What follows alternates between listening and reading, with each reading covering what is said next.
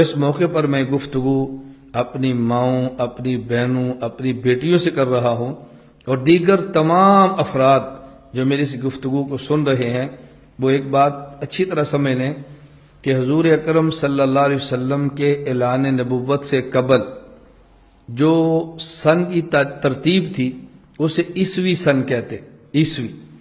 حضور اکرم صلی اللہ علیہ وسلم کے اعلان نبوت کے بعد جو دن اور مہینے اور سال شمار ہوتے اس ترتیب کو سن نبوی کہتے، نبوت کا پہلا سال، دوسرا سال، تیسرا سال۔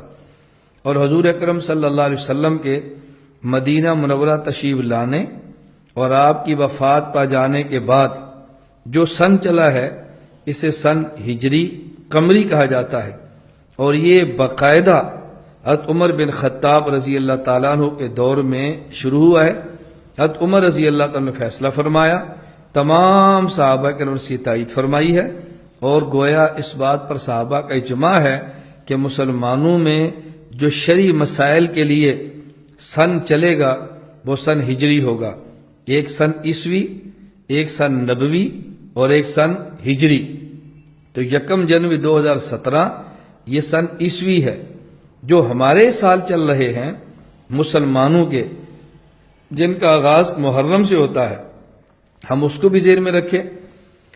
ہم انگریزی سال بھی کہتے ہیں، عیسوی سال بھی کہتے ہیں، اس کا آغاز جنوری سے ہے، اور مسلمانوں کے لیے وہ سال جس کا تعلق شریعت کے احکام سے ہے اس کا تعلق محرم الحرام سے ہوتا ہے، اور یہ ہجری سال شمار ہوتے ہیں۔ تو جس طرح آج بڑی شد و مت کے ساتھ نئے سال کا تذکرہ کیا جاتا ہے، پرانے سال کے تذکرے ہوتے ہیں، اور اللہ ہم سب کی حفاظت فرمائے، 31 دسمبر کو فحاشی اور عریانی کا سیلاب امنڈ آتا ہے، اور ہمارے وہ مسلمان بھائی جو ان خرافات میں شریک تو نہیں ہوتے لیکن نئے سال کی مبارکیں وہ بھی پیش کرتے ہیں۔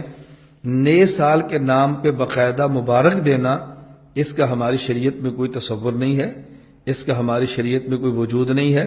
سال آیا اور گزر گیا، نیا سال شروع، یہ بھی گزر جائے گا۔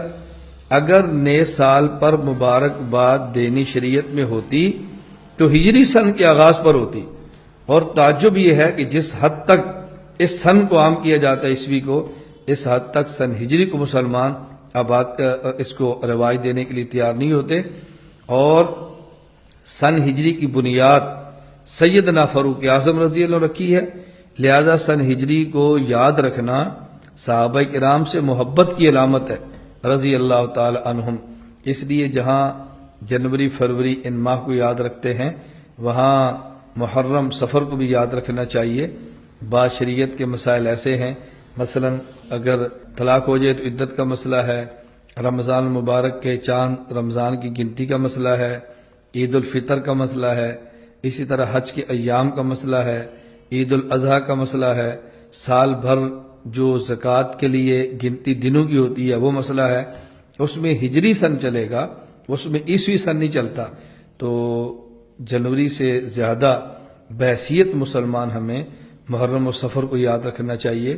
باقی اگر کوئی کسی ملک میں کسی جگہ پہ یہ عیسوی سن کی ترتیب سے حساب کتاب ہوتا ہے، ہم اس کو گناہ اور ناجائز نہیں کہتے، لیکن شرعی مسائل کا تعلق ہجری سن سے ہے۔ اللہ پاک ہم سب کو توفیق عطا فرمائے۔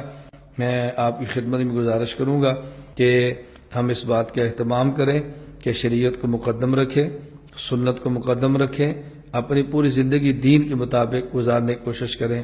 اللہ تعالی ہم سب کو شریعت پر عمل کرنے کی توفیق عطا فرمائے۔ اگر ابھی تک آپ نے ہمارے چینل الحق کو سبسکرائب نہیں کیا تو برائے مہربانی سبسکرائب کر لیجئے اور بیل آئیکن پر بھی کلک کر لیجئے تاکہ ہماری آنے والی ویڈیو سے باخبر رہ سکے۔